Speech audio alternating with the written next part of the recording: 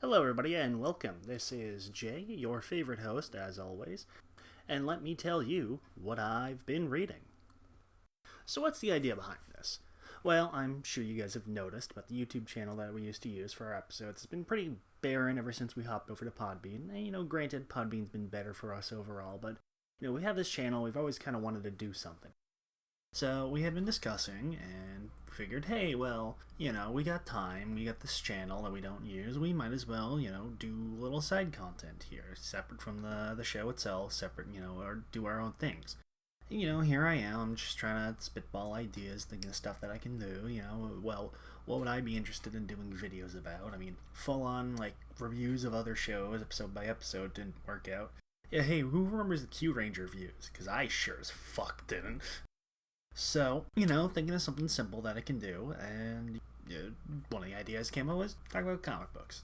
It's simple, I do like comics, but it's, And initially I had dismissed the idea of doing a comic review type of show because, it's super low effort, any old hack fraud on the internet can sit down and talk about shitty comics for 20 minutes or so. Then I thought about it more and I'm like, hey, wait a second. I'm a hack fraud. I can do a comic review show. So, that's how I decided I was going to do it. Now, at the moment, I'm still kind of working out the idea of what I want to do for the format. Primarily, the idea I was going to have is review books that I'm reading actively, kind of weekly to weekly or monthly to monthly, I guess. And then from here and there, do older issues, just kind of stuff I pick at random. Now, granted, right now, I'm not actively reading a whole lot of weekly stuff. It's been a little while since I started getting into weekly books, and, I used to read them more actively a lot when I was younger, but you know how it is, time and money and the overall decline of the industry, there's a long period of time where, I couldn't afford to really read anything, and both in terms of personal time and just monetarily, and, what was out there wasn't worth the time or the effort to seek out, too. So, and, which is not to completely dismiss the entire industry at that point. There was some good stuff, but I primarily stuck to a lot of older stuff. I wasn't really reading a whole lot of new stuff. Plus, this was 10, 11 something years ago before. So, this was before they had a lot of, digital reading, comic apps, readers, stuff like that, and, I was a dumb kid who didn't realize you could just pirate scans off the internet. I was 10, whatever. Plus, I've always been pretty negative against the idea of digital-only copies of books and movies and stuff like that, so the idea of even using those has never really appealed to me, and you're missing something if you don't really have the book right there in your hand. That's primarily why. But, now that I have a stable income, I've started getting back into some more stuff, but it's really the main problem is finding stuff to read that would be interesting to talk about. So, here's something that I kind of picked up randomly. I figured, I'm probably not going to like it, but it's something worth talking about, so we'll start with the simple one. And, of course, by simple, I mean Batman. Yeah, here I am, taking a look at these two books, and I'm asking myself, what exactly, again, compelled me to read this arc? I'm not really that sure. Based on the plot synopsis, the concept seemed pretty interesting, but it's not super original. I'm pretty sure it's been done before. At the very least, it's something similar to what's been done before, not exactly with these characters. I thought the artwork was pretty good, but overall it doesn't really stand out. It's just good, not great. Jimenez does a pretty good job depicting the overall kind of griminess of Gotham. I think his environmental design is very good, but his character design is a little hit or miss. And then in terms of the writing, Tinian's alright. I'm not super familiar with his writing. I think I've read a couple of his things here and there, but I'm not I wouldn't say I'm a fan. I think he's just fine. I certainly think he's a better writer than Tom King was, but a wet dish towel is a better writer than Tom King was. I'm a better writer than Tom King was. Really, though, I think why I'm second-guessing after I've written this and I've read the two issues and I'm formulating my thoughts is that the main reason why, and I think I'm going to get a little bit of flack for saying something like this, but I don't know, it's that I don't care about Batman. I just don't care about him at all. I really don't. I don't hate Batman. Batman. He thinks he's got some of the more recognizable comic book villains. He's fine as a character, but it's just he's just kind of dull. He's not really that interesting anymore. It's the big problem with why I think he's so dull is just it's fucking everything's been done, man. Like what fucking hasn't been done with Batman? That's really the problem, is that like every possible conceivable idea in which you can put Batman and one of his villains into has either been done with somebody else or with Batman already. And what you can't come up with is either not very good, or it's not something that the current kind of crop of writers that are out there could really pull off. Somebody might be able to pull it off, but I don't think so. And I think a big reason why, too, as well, it's how heavily promoted and just overall pushed he is nowadays. Basically, that's the point, is that Batman has way, way, way more exposure than anybody else, and all of them are either retreads of old things or just not very good at all. And that's fine. I mean, he has good stories. There are Batman stories I like, but it's just everything's been done. And there's no interesting spins you can really put on Bruce Wayne or Batman or whoever anymore. And that's really it. So at the moment that I'm recording all this, there's only 2 issues out. More probably are going to come out by the time I finish. I know that they're on a bi-weekly release schedule right now, but I'm really only going to do these once a month, so when it comes to the reviews, I'm really going to do 2 issues at a time with this. And when it comes to the actual review part, I'm going to mostly stick to relatively quick recaps. Really, I've never really liked the whole idea of doing like panel-to-panel, page-to-page, word-balloon-to-word balloon recaps for your review. I mean, that defeats the purpose of the review to just completely tell you everything that happens in it. So when I do decide to do a recap, I might just not do recaps for certain issues, and when I do, it's going to be relatively brief, maybe about a paragraph's worth of information, maybe a little bit longer depending on how long the issue is or how much content there is to talk about. But otherwise, that's basically how it's going to be. So, if you decided to pick it up here like I did, here's a short recap of what's been happening so far. I went back a couple of issues to try to figure out exactly what's going on. The issue itself doesn't really explain, so basically, as far as I could figure out, there was some elaborate scheme involving this villain called the Designer, where he was gathering up Catwoman, Riddler, Penguin, and the Joker for some super ultimate scheme where he was trying to take control of Gotham or something or other. I'm not entirely clear. And the Joker double-crosses him, and basically, so instead of everybody winning, it's just the Joker who won. Part of the plan involved hacking into Batman's bank accounts, basically stealing all of his money and taking control of Wayne Tech. So, essentially, Joker now has infinite money and all of Batman's resources. So now Batman has to make do without his superpower of infinite money. As well, he's pretty much alone right now. Robin's off, I'm not entirely sure, I couldn't really figure that out. Nightwing, I think, got brainwashed in some side stories from what I'm hearing. I'm not entirely clear. Jason Todd's been off doing Jason Todd things. Batgirl got crippled again. And Alfred's dead. If you haven't been reading, Alfred is dead now, by the way. So Batman's kind of fucked. So, first issue 95, mostly establishes just the status quo of the current story arc. It opens up with a little bit of a flashback to like the first kind of meeting of Batman and the Joker. It's really kind of irrelevant. So yeah, the first couple of pages kind of just establishing basically how overnight the entire city of Gotham is basically just turned into a war zone. It's Joker's goons are just running around, blowing shit up, Batman's being chased around like mad, being shot at, everything's exploding. Joker's essentially taking control of the media, the police, basically everything with his money because he's super duper ultra ridiculously rich now.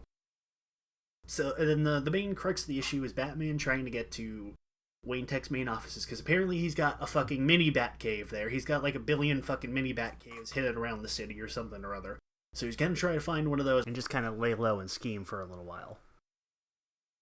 So meanwhile, there's this little subplot going on where we have the Joker going off and buying the Monarch Theater, which is where Batman's parents were killed, and renovating it.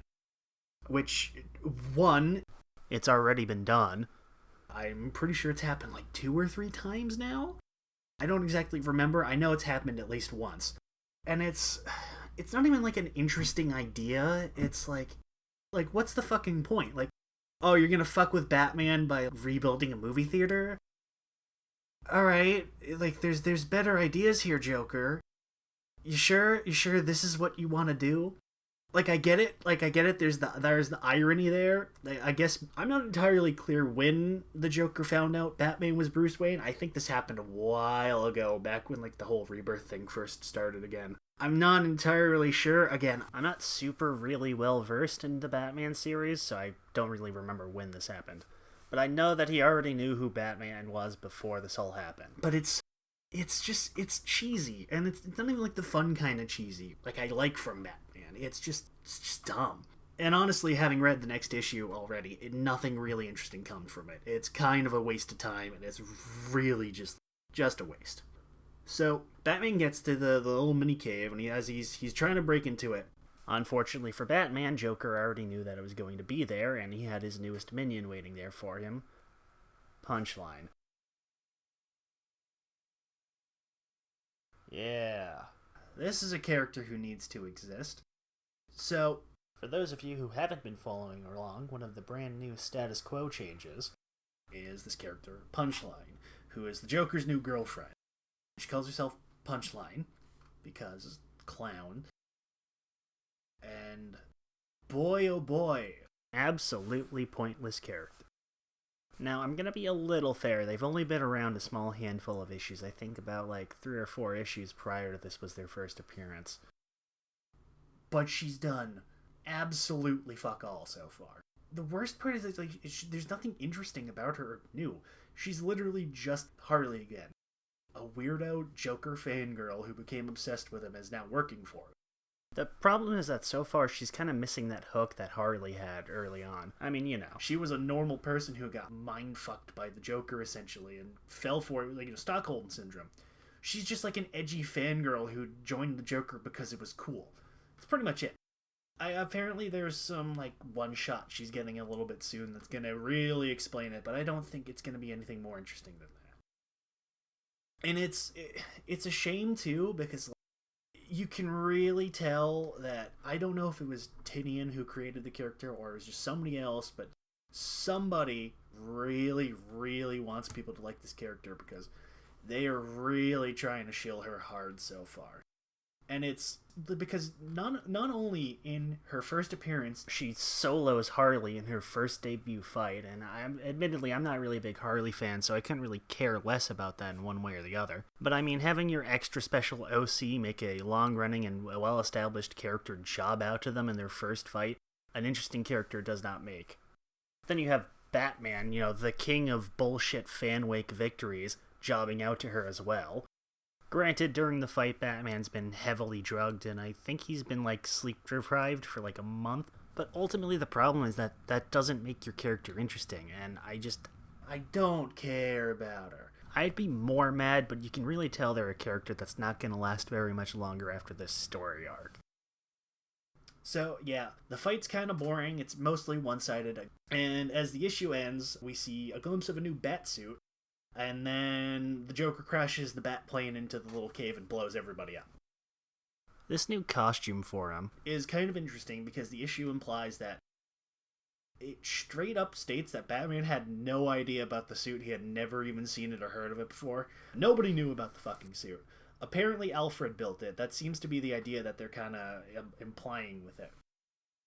So I'm gonna talk about the suit for a little bit, not entirely for positive reasons. So they first kind of showed it off a little bit before the issue dropped. They kind of spoiled the full design with alternate cover for a later issue.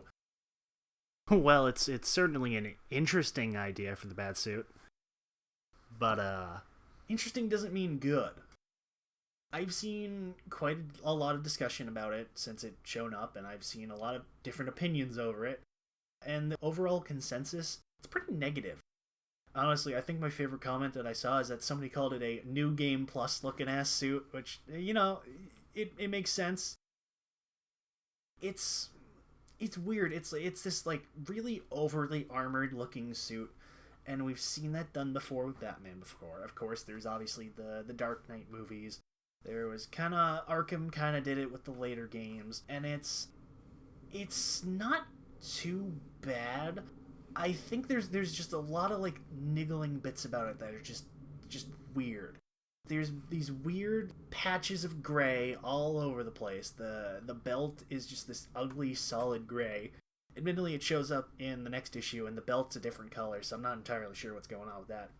But there's like these weird gray exposed patches just like in random points. It's not even like a consistent kind of way to it. It's just, oh, here's some space that we had to fill. The gauntlets have this weird segmenting to it, and it's not even, again, it's not even like a coherent design to it. It's, oh, there's lines to it because we need to have lines to it.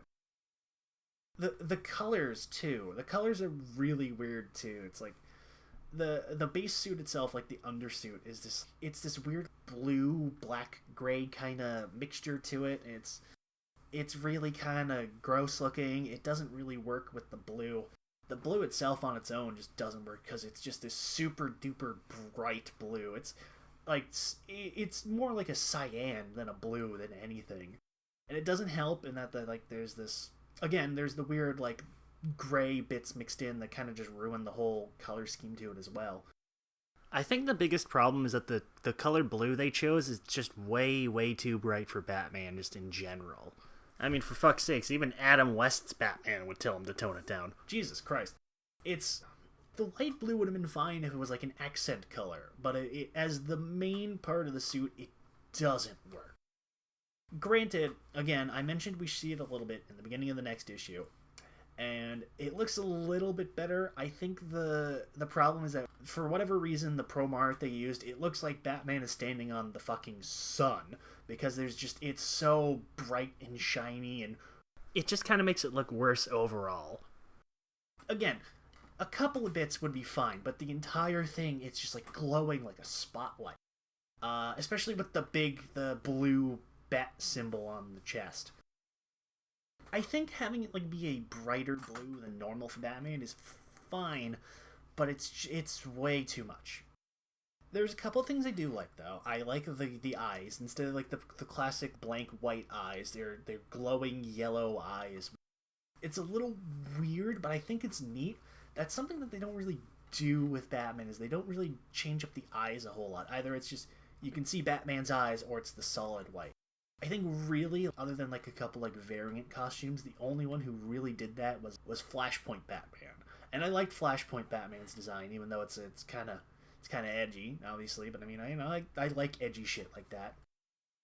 I kind of get it with the idea behind the suit. They kind of seem to be they're setting up this whole arc where Bruce Wayne's trying to make Gotham this bright, shining place that doesn't really need a Batman. It's a nice, happy place, and it's a nice, happy Batman suit for a nice, happy Gotham.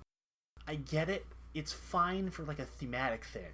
It reminds me a lot of those back in like the 90s or like the early 2000s, where you'd go to the toy store and they'd have Batman in this ultra super duper specific armor, and he'd have all these stupid gadgets and all shit like this, and it's like some awful like neon color to it. It's kind of like one of those almost.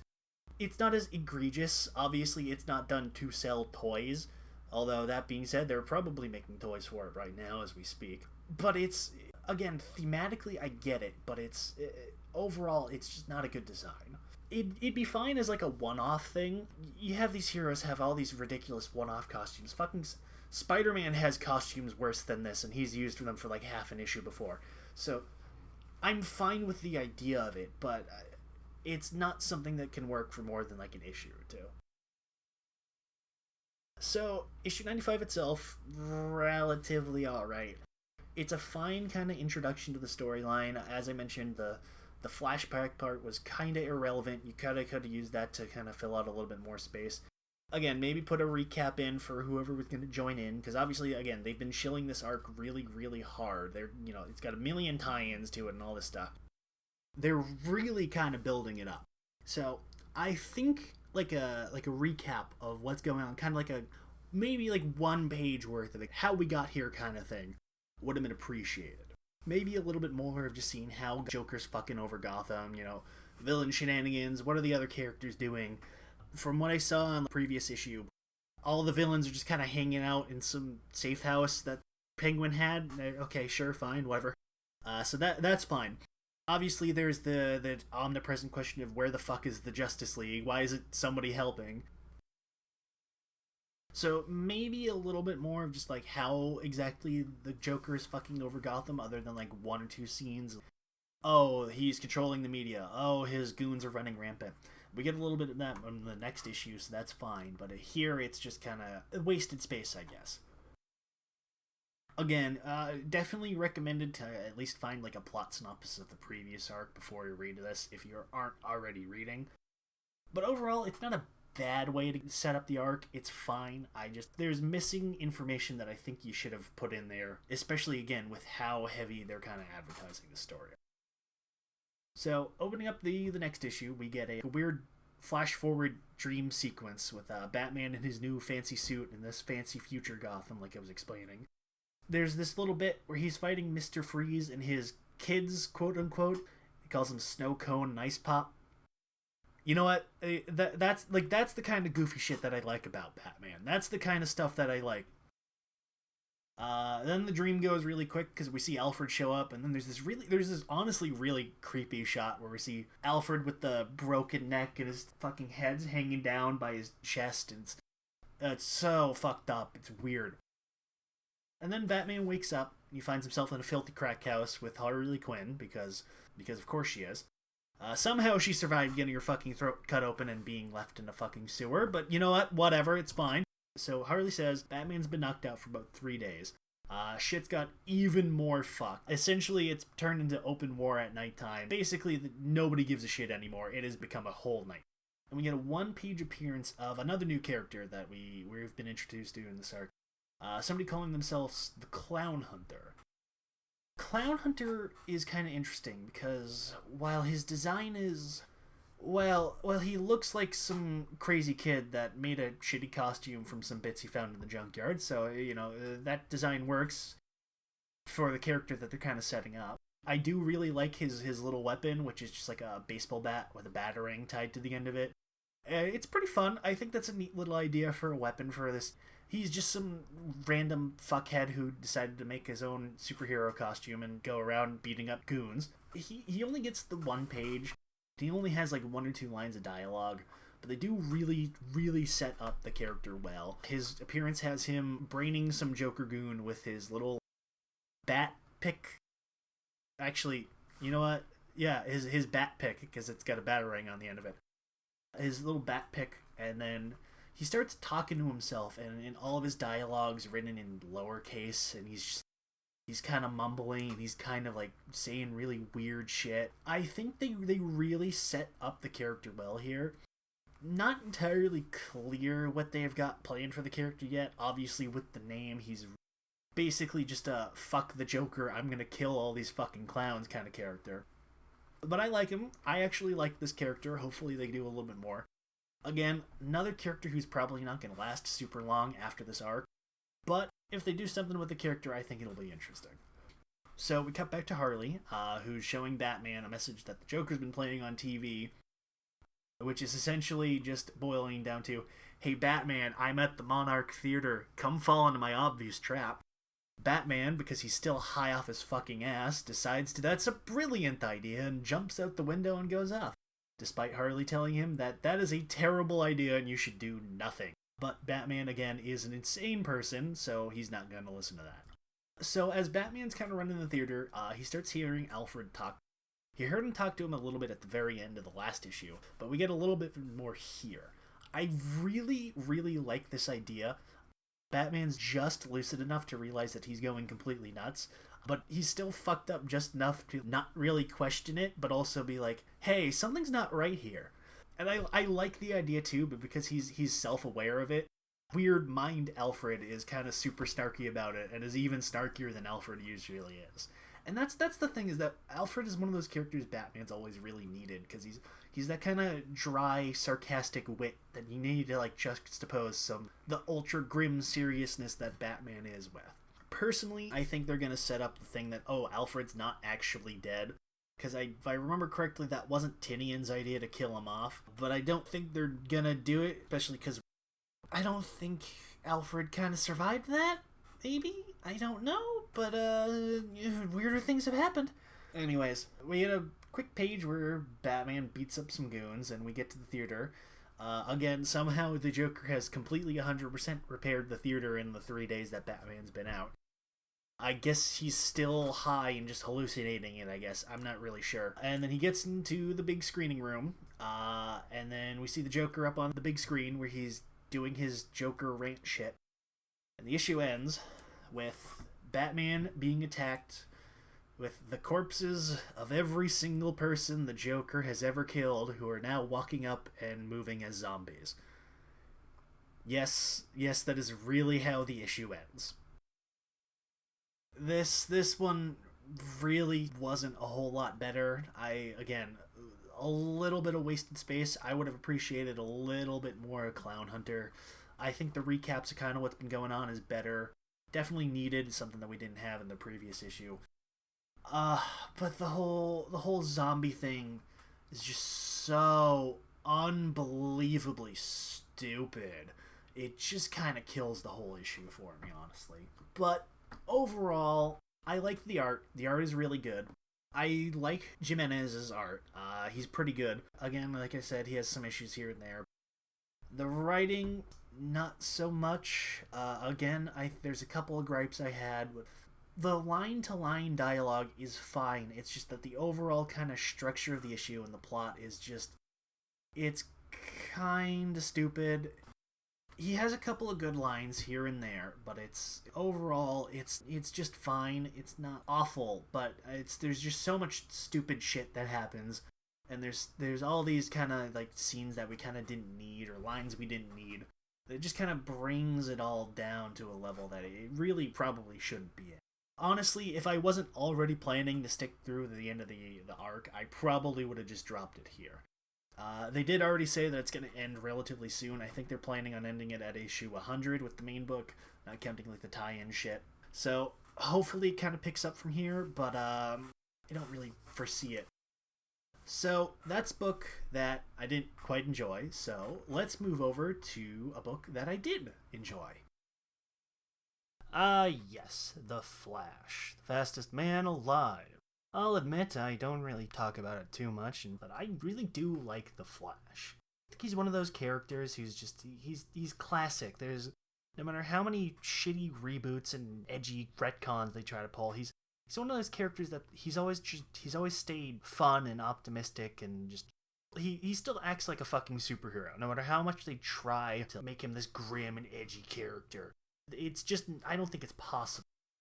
And I'll admit, I'm more of a fan of Wally over Barry. I think that's a little bit of personal bias, because obviously, you know, that's who I grew up with. He was in all the cartoons, and he's all in the movies and stuff like that. But I like Barry Allen. I wish he had a little bit more of like a public visage, and just Flash in general, but Barry as well. Yeah, I mean, I'm sure he's got the CW show, but I mean, who actually watches that? Let's be honest here. So I've been really enjoying Williamson's run on the comic. He started back with the beginning when the whole Rebirth thing started.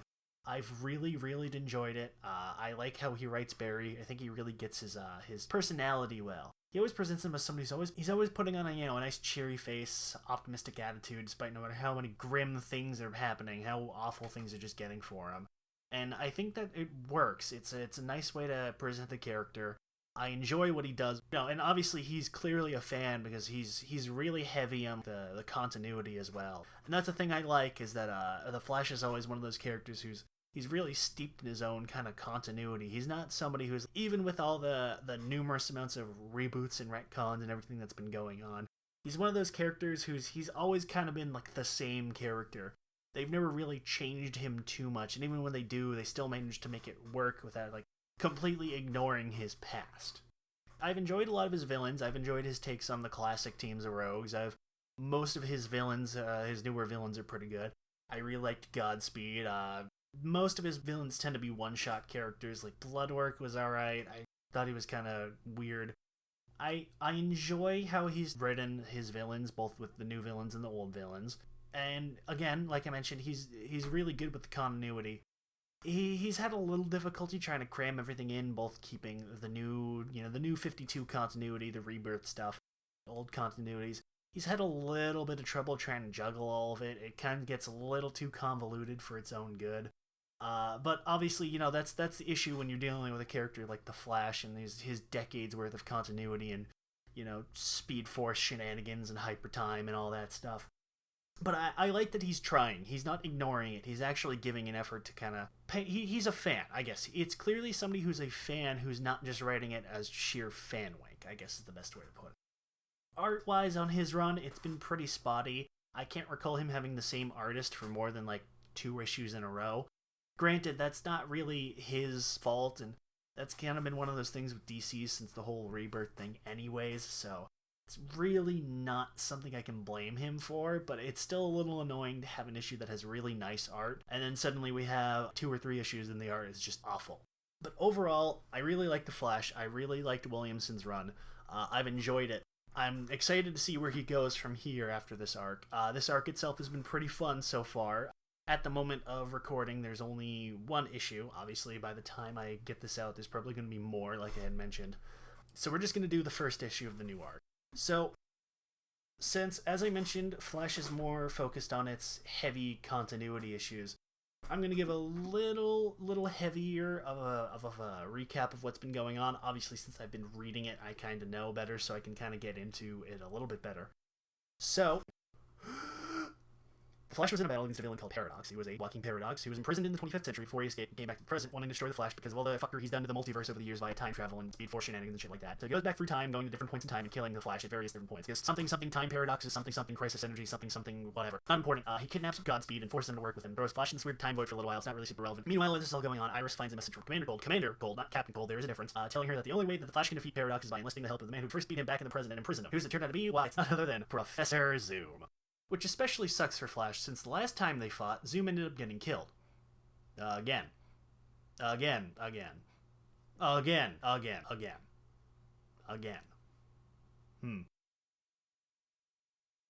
escapes from the time void and travels back to the night Zoom killed his mom. Since he knew it'd be the one place in time Thawne would be at, and after some bantering with him, Thawne and Barry decide to make a pact and work together. They go back to the future and get Zoom's silly little lightning wand thing, which ends up not mattering anyways. Zoom reveals that his whole plan to stop Paradox is just straight up murder his ass before it becomes Paradox in the first place. Makes sense. Barry ends up doing that, so they return to the present after fighting for a bit, and then they get slapped around by Paradox for a bit. Then Zoom returns to the past, and after getting nagged by Barry enough, he decides to concede and stops Paradox from existing by not killing him, but by stopping him from ever turning into Paradox in the first place, saving the present and changing history. Only then immediately betray Flash, and Godspeed gets Zoom. Zoom runs off hooting and hollering like Daffy Duck, and he decides to form his own reverse Flash family, his Legion of Zoom. So Zoom goes on a zine trip through time and space, gathering up Gorilla Grodd, Captain Cold, Golden Glider, the original Trickster, the Turtle, the Tornado Twins, which are Barry's kids from the future. They then go on a massive citywide simultaneous crime spree with targets specifically meant to bait Barry and lure him to a trap, where he goes back to his old home, and he finds all the villains waiting there to attack him at once, leaving the Zoom taking control of his body, possessing him, becoming the Flash, leaving Barry's mind trapped in the Speed Force, where he's trapped and attacked by zombified versions of Jesse Quicken, Max, and Mercury. Everybody got that? Whew. Alright, well, that's a lot now, isn't there, kid? So the issue itself opens with a quick montage of Thawne as Barry stopping crime and saying how he's way cooler than the real Flash, basically just bragging about how he's going to be the hero that Barry wasn't ever. And I like this idea. I like how Thawne's immediate reaction to taking over the Flash's body is to just become a superhero. It's a nice little throwback. It was kind of his whole motivation in the Silver Age, is that he was obsessed with becoming better than the Flash. He wanted to replace him and become the real hero of the present. So it's a fun little idea. I like that. We don't get a whole lot of it in the issue. I wish there was a little bit more. We really get that 1-page montage, and we get a little bit where he fights some other villains, but it's mostly all part of his evil scheme, which doesn't make any goddamn sense, because I don't even know what the fuck his scheme is yet. So Thawne Flash runs around for a little while stopping crime, and eventually makes his way to meeting up with Impulse, aka Bart Allen, who also came back recently. Thawne Barry decides to go pal around with him for a little while, and we switch over to Barry and the Speed Force, where it turns out that Max and Jesse weren't spooky Speed Force zombies. Yeah. And they begin to plan to get Barry back in control of his real body. We return to Thawne Flash and Bart stopping a robbery by Thawne's villain team, where Thawne goes kind of a little overkill on Trickster, starts beating the shit out of him for no real reason in particular. And then when Bart tries to call him out, he snaps at him, calling him a weak little shit. And he drags Trickster back to their little hideout, where it turns out, don't stop me from being the Flash, guys. Everything's going according to Keikaku. You just guys do whatever the hell you're doing. So they get a little bit of banter there, and it gives him a little new mission to go find some MacGuffins, and he goes to run off and find Iris. Thawne Barry does find them. Unfortunately, Wallace and Avery are also there. Immediately, he fails at convincing them that he's real. And then, of course, a well-timed kick to the jaw from Bart completely seals it. So immediately his cover is blown, so he just decides, fuck it, it'll just kill you all. This is a nice little moment, too, because it's the first moment where Bart and Iris have actually met since Bart came back.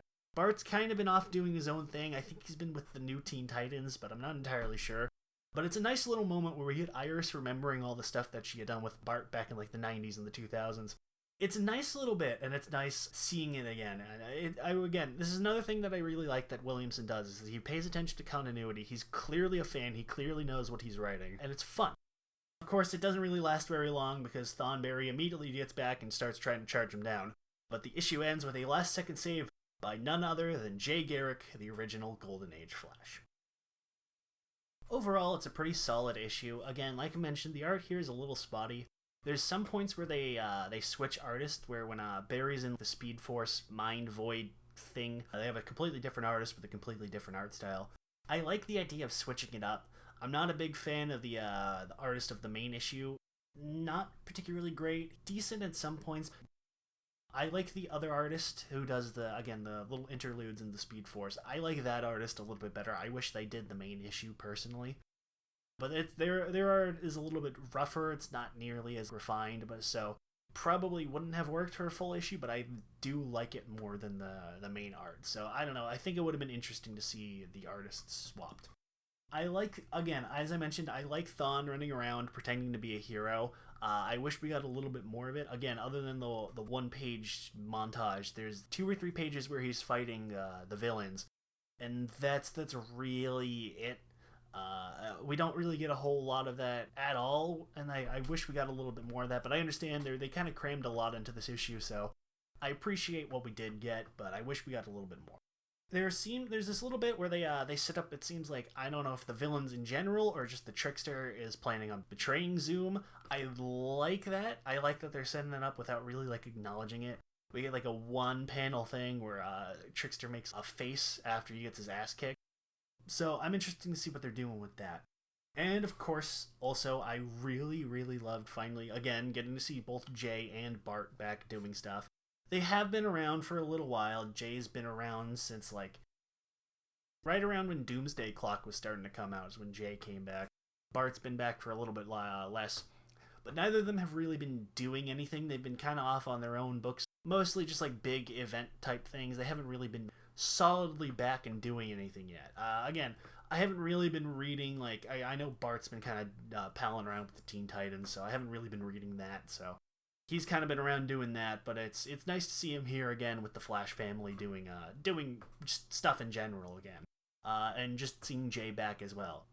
And then the stuff with Jesse Quick and Max in the Speed Force with Barry. Again, that was relatively brief. We only got about 2 or 3 pages worth of that. But I like that. Again, it's nice seeing them back again. It's a nice little explanation, again, bringing them back, establishing that Speed Force bullshit rules all, especially time paradoxes. I liked what they did where they have them show up as zombies, and it turns out that they're not actually zombies, it's just Barry being a wankstein asshole again, and it turns out that he's just imagining them to look like that. It's a little silly. Thankfully, it's only 1 page. If it had went on a little bit longer than that, I would have been annoyed as hell. I'm glad that it turned out to just be like a bait and switch. Because if it was just, oh, they're dicking around in the Speed Force as creepy made-up zombies now, I think that would be worse overall. But Williamson, he's not the kind of guy who seems like he would have done that. Somebody else probably would have, but he doesn't seem like the type to do it. Definitely very, very solid. Another really good work from Williamson. I'm excited to see what goes on with the story arc. Things really seem to be ramping up. I'm really interested to see what they do. So I'm definitely going to be sticking on. Definitely going to keep reading this. So yes, I would solidly recommend. Again, very bad point to kind of jump on right here and now, especially where there's all this backstory to the arcs and all this other super unimportant shit that's been going on too. But again, I think this is a little bit better where I think there's actually effort in kind of recapping what's been going on. I would start at the very least with the beginning of the last arc, Legion of Zoom, not this arc, but that one's relatively short. I think it was only like 2 or 3 issues, so you're not really catching up on too much. So that's kind of it majorly for the monthly releases that I've been, or the, I guess, bi-weekly technically, the current releases that I've been reading. Granted, right now with the main books kind of being like I said, a bi-weekly release, I'm probably not going to do like everything that I read. So, obviously, since just doing basic reviews of stuff is going to get boring, also, you know, with the way I do things, I'm probably going to be behind the time I get editing these episodes up. So, the other half of videos I was going to do just kind of random reviews.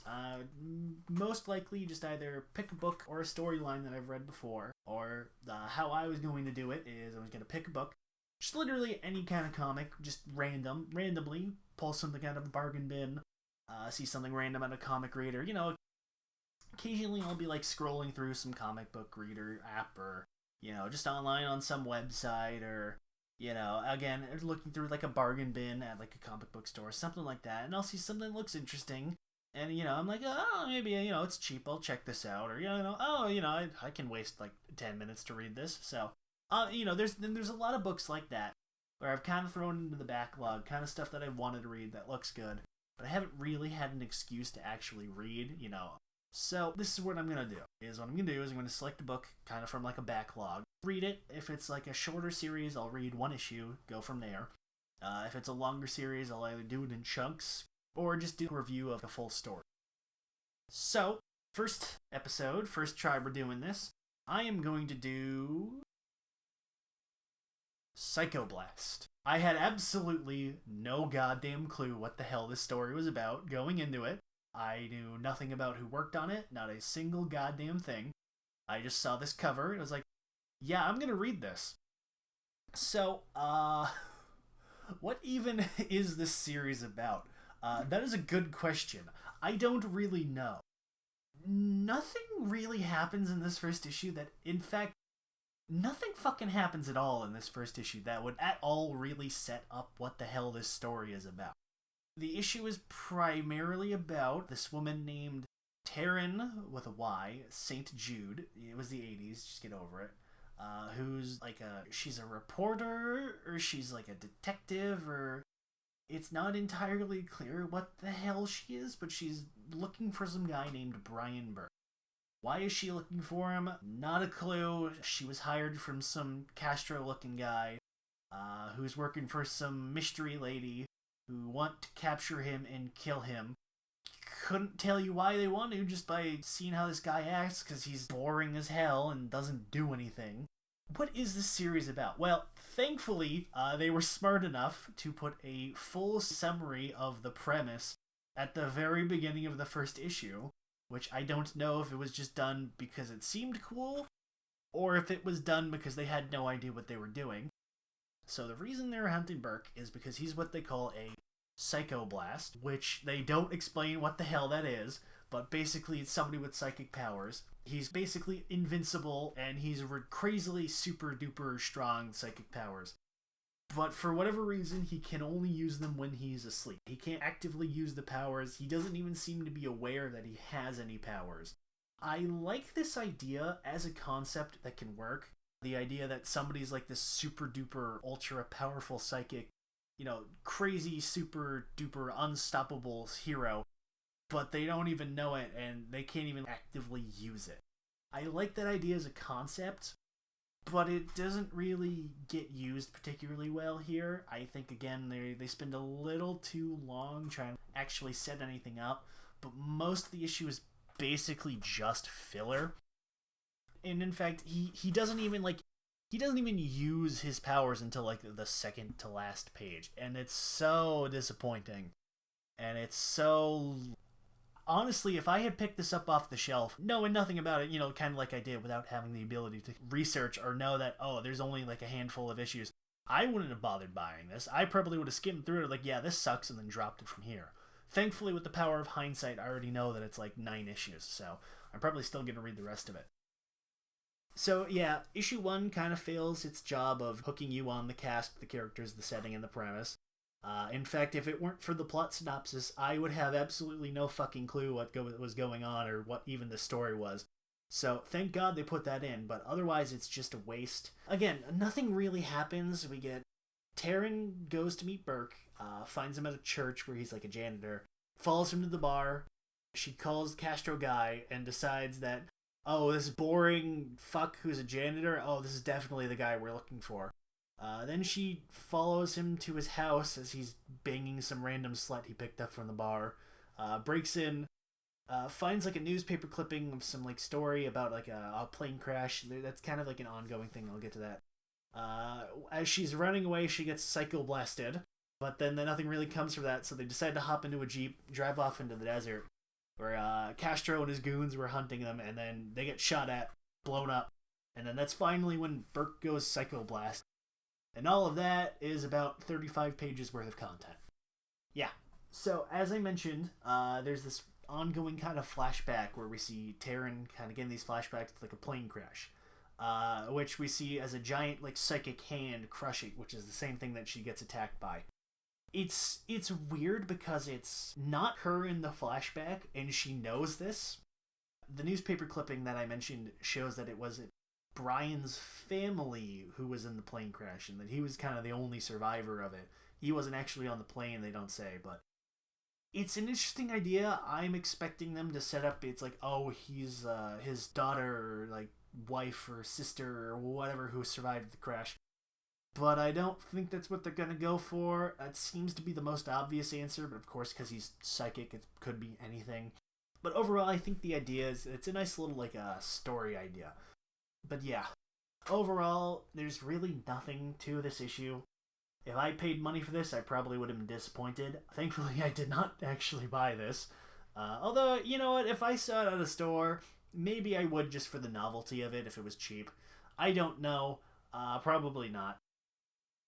But as I mentioned, thankfully it's short enough. It's about 8 or 9 issues, so I'll probably go through the rest of it anyways, just see how it ends up. Maybe it's worth talking about. Maybe something happens. Maybe not. Obviously, if I talk about it again, well, you know that I've decided to read the rest of the series.